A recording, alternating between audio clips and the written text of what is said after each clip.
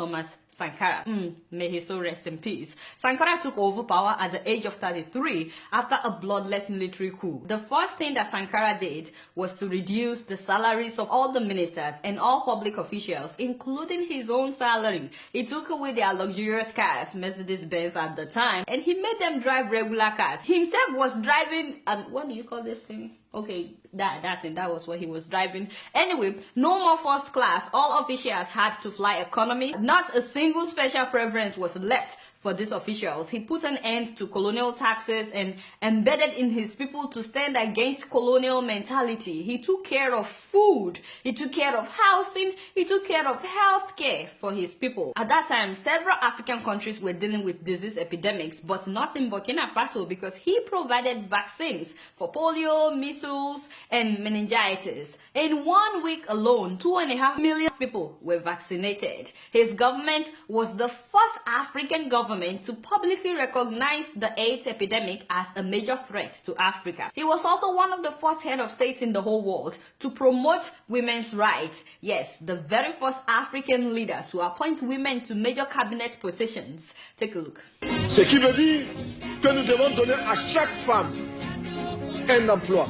Nous devons donner à chaque femme le moyen de gagner honnêtement et dignement sa vie. Yes, he stood against forced marriages, underage marriages, or even expelling women from school if they got pregnant. He was like, if you have to expel the girl, what about the boy that got her pregnant? I was like, God bless you, my brother. She didn't do it by herself now. Thank you, Daddy. He also instituted mass sporting activities. Everybody had to become active and participate in sports in order to keep fit and healthy. That was Sankara playing basketball, you know, people were riding bicycles, and he had a campaign then that healthy body and healthy mind would reduce diseases. He also took environmental issues very seriously and insisted that they plant 1 million trees in order to encourage reforestation. God knows that we need that right now in so many places in northern Nigeria. He also constructed vast roads and railways and connected all the major cities together. At that time, they didn't have much money in Burkina Faso, but instead of relying on foreign aid, he told everybody to take part, and people were so glad to take part in building the railways and the roads. He actually discouraged his people from relying and depending solely on foreign aid. He also insisted that Burkinabe produce their own goods, and everybody, including officials, had to patronize Burkinabe products. Yes, so clothes, food, everything, all made in Burkina Faso. They were producing their own food, wheat, and he facilitated good irrigation and fertilization programs. People started seeing made in Burkina Faso products just within 4 years that he was president. And in less than 4 years that he was in power, Burkina Faso, that used to be very poor, this same Burkina Faso became food self-sufficient. I'm telling you, it was a major revolution at that time. Corrupt officials were tried in court, and the funny thing was, no lawyer was allowed to represent them. So you had to prove yourself guilty or not guilty in front of everybody, and it was televised. So a lot of people were disgraced by this approach because they were not allowed to pay lawyers to represent or defend them. And he was only like 33, 34. Just imagine that. By the way, Burkina Faso was named the Republic of Upper Volta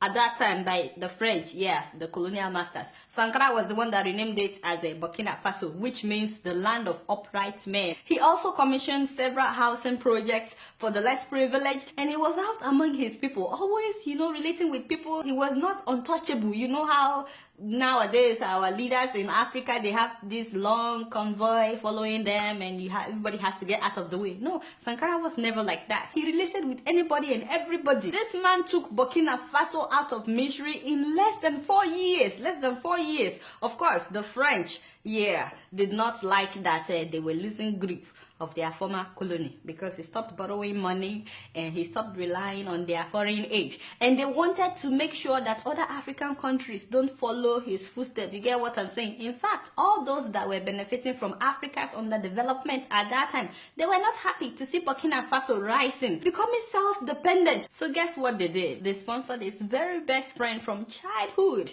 to overthrow him. I'm talking about Blaise Compaoré, the same man that has ruled Burkina Faso for the last 27 years. So on October 15th, 1987, Sankara was killed by Compaoré's armed men. How ironic that Blaise himself was overthrown in the month of October. Just imagine what a coincidence. Compaoré's men killed Sankara and 12 other officials with a shower of bullets that dismembered Sankara's body completely. So they hurried and buried him in an unmarked grave, you know, like a goat. There was no ceremony for Sankara's burial. They treated him like an animal. His wife and 2 children had to flee the country, and Akompore immediately reversed nearly all of Sankara's policies. He was never repentant, by the way. He actually pretended that he was not the one behind the whole thing. The only thing he said was that, well, Sankara had jeopardized foreign relations with former colonial masters in France. I was like, what?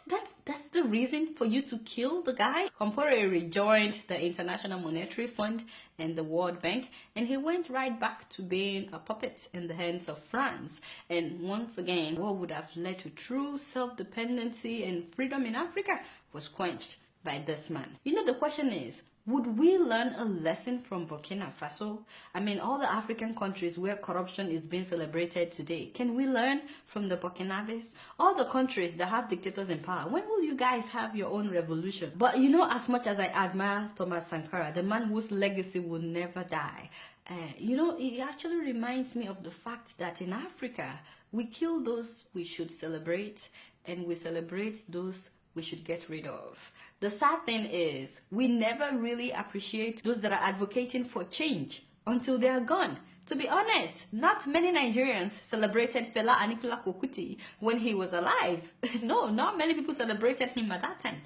When would we learn to recognize great minds, you know, before they die or before they are killed? People like Patrice Lumumba, Kwame Nkrumah, Ediado Modlane, Amilcar Cabral, Steve Biko, Samora Machel, and of course, John Garang. You know, it's very sad because many of our children don't even know who these people are.